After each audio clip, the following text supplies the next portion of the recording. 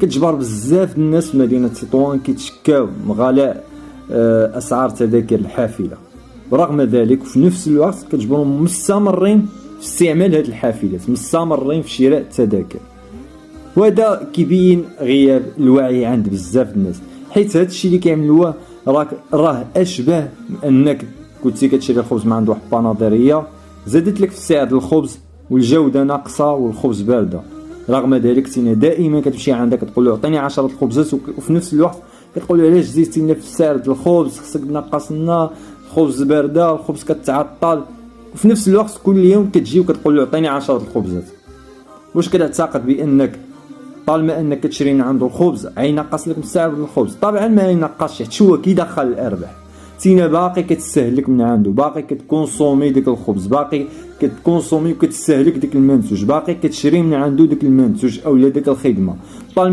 طالما انك كتشري من عنده ديك الخدمه اولا ديك المنتوج راه هو كيدخل الارباح. علاش غينقص في نظرك؟ ما كاين حتى شي حاجه اللي عاد انه ينقص لك من السعر او اللي يحسن من مستوى المنتوج او الخدمه.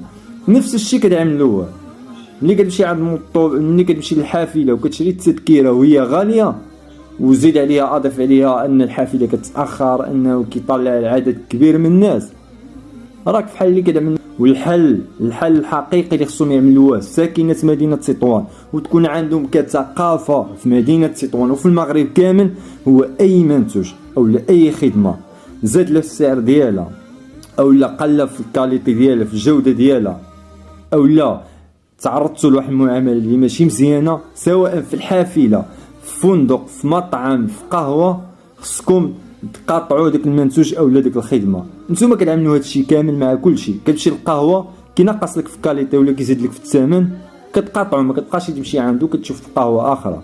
كتكون كتسخر مع شي بانادريه ولا مع شي محل مع شي حانوت كيزيد لك في الثمن ولا كينقص لك في الكاليتي، ما كتبقاش تمشي عنده كتبدلو كتشوف شي حاجه اخرى ولا كتقاطع داك المنتوج كتقول ناقص ما خصناش من هذا الشيء هذا.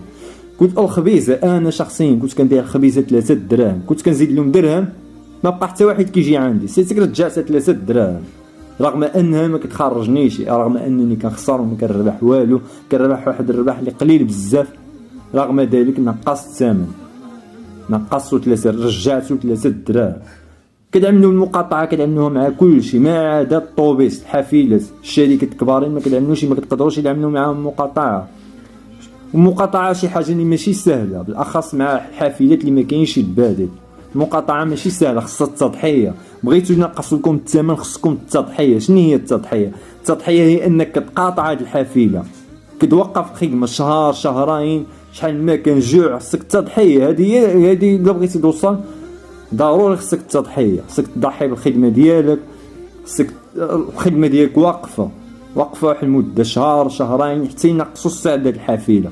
اما طالما انك كتستهلك هذا المنتوج كتخرج تغوت كتبارطاجي الفيديوهات كتبارطاجي الكتابه، راه ما ينقصوا لكم حتى شي ثمن، راه الباترون باقي كيربح معاكم، باقي كيستافد منكم وما عنده علاش ينقص لكم. واي واحد فين ما كان في المقهى الحافله التاكسي شكون ما كان زاد لكم في السعر وبقيتو كتستهلكوا من عنده راه ما ينقص لكم شي. انا نكون عندي شي محل وزيدت في السعر والناس باقا كتستهلك من عندي، غنقول الناس عاجبها السعر، علاش غنقص؟ واخا تكون كتشكى كتقول زيدتو انا باقي كندخل الارباح وما كاينش علاش ننقص.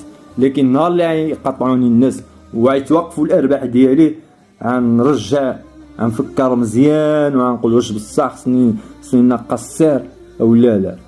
راه مدينه تطوان معروفه الحافلات ما عندهم مع بين يخدموا غير مع الناس تطوان. راه 3 شهور السخانه كدوز دغيا كيجي البراني كيجي لمدينه تطوان من خارج المغرب، وكيجي من خارج المغرب اصلا كيجي بالسيارات ديالو، كيجيو الناس داخل المغرب من كل انحاء المغرب كيجيو كيجوزوا الصيفيه كتسالى 3 شهور. ولكن تخيلوا شحال باقي معنا 3 شهور، باقي 9 شهور. 9 شهور غيجوزوا غير مع الناس تطوان. راه الحافلات يوقفوا الا ما كانوش الناس تطوان. ردوا البال، بغيتوا شي حاجه، بغيتوا التحسين، بغيتوا تنقص الثمن، خصكم ضروري تعلموا، تكون عندكم ثقافه المقاطعه والتضحيه. خصكم تضحيو بالعمل ديالكم بالاشغال ديالكم، وما تستعملوش الحافله. بقى في الدار ديالك سير نقص الحافله، وعارف هذا الشيء صعيب الناس ما عندها ما تاكل، ولكن كلشي كيبغي التضحيه.